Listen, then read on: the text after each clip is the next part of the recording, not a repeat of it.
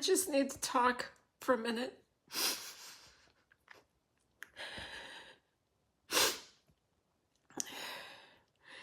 And I apologize for being political, but I really can't help it.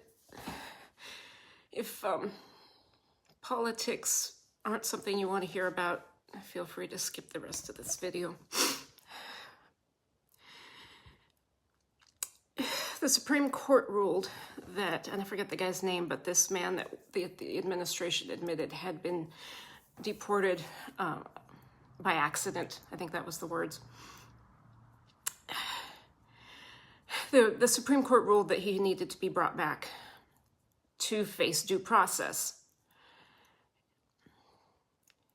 They ruled 9-0, meaning it was unanimous. The executive branch is refusing to obey the Supreme Court. Now, that's a whole different rabbit trail I could go down, and it's not what's got me all upset right now.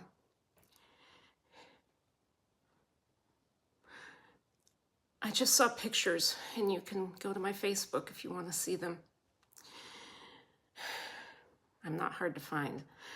I just saw pictures of conditions in that El Salvador prison where that man was deported to.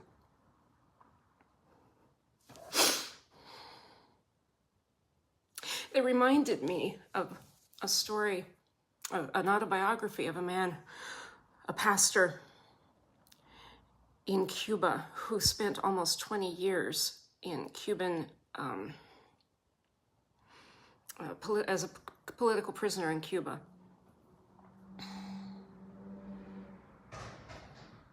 Images I had only seen in my mind from a written description. I'd never, ever imagined I would see actual photos of what was described in the book.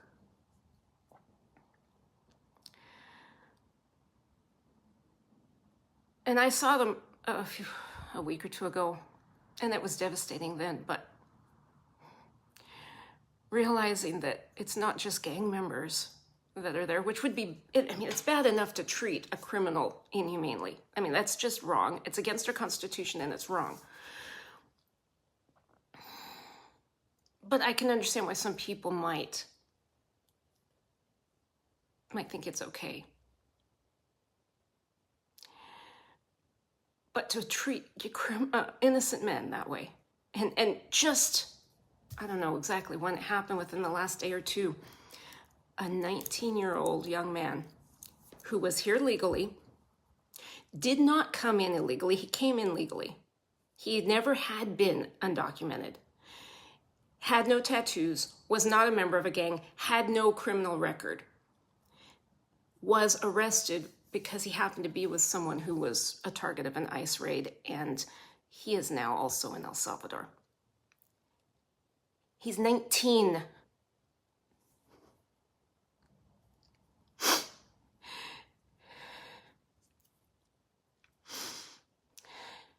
"19 years old, no criminal record, and now he's in absolutely inhumane conditions with actual criminals, gang members."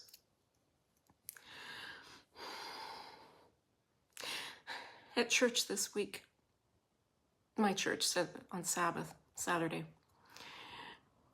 one of the songs that we sang was Hosanna, since it was the day before Palm Sunday. And that song has a line in it: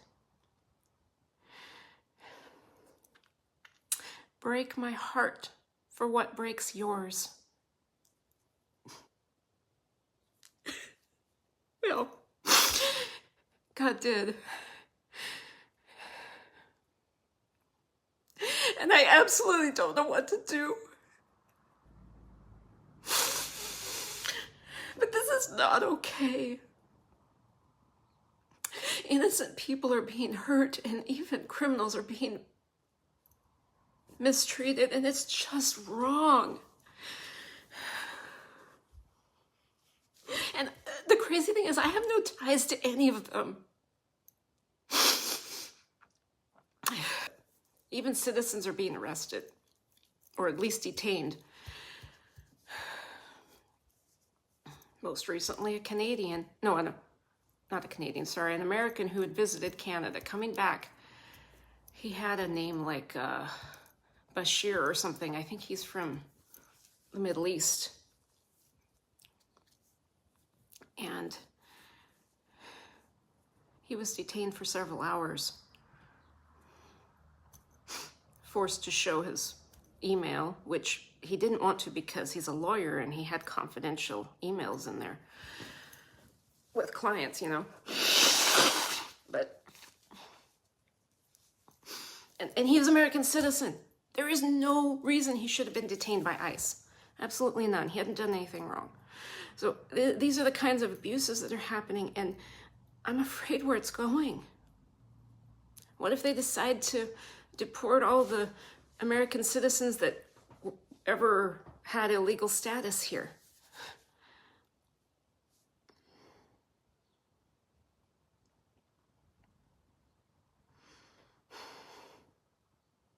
I can't imagine.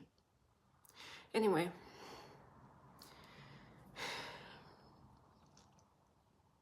Thanks for listening if you listened all this far.